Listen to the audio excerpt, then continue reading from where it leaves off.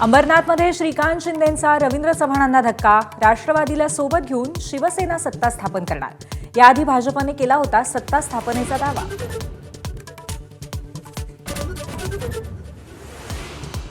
बीडच्या परळी नगर परिषदेत शिंदेंच्या शिवसेनेचे चक्क एमआयएम सोबत युती.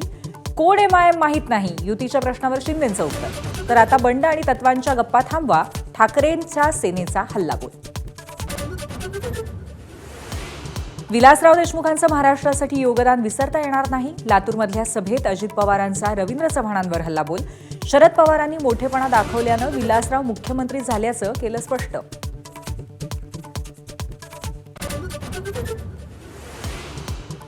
नवी मुंबई महापालिकेची 3,000 कोटींची एफडी 800 कोटींवर कशी आली? नाव न घेता गणेश नाईकांचा एकनाथ शिंदेंवर पुन्हा हल्लाबोल. सिडकोत बिल्डरांचे दलाल असल्याचा आरोप. मुंबईत भाजप कार्यकर्त्यांकडनं 50 खोके एकदम ओकेच्या घोषणा.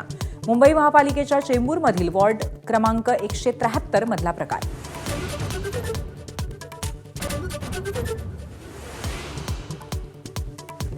भाजप शिवसेना युतीचा जाहीरनामा उद्या जाहीर होणार. फडणवीस शिंदेंच्या उपस्थितीत प्रकाशन. मुंबईतील विकास कामं आणि रोडमॅप जाहीर करणार.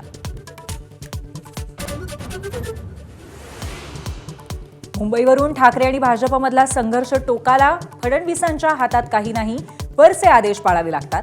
मुंबईबद्दल फडणवीसांच्या वक्तव्यावर राज ठाकरेंचा टोला.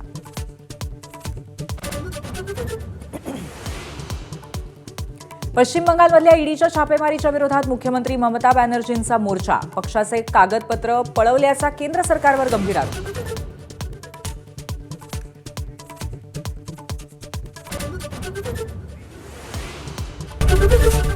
एबीपी माझा, उघडा डोळे बघा नीट.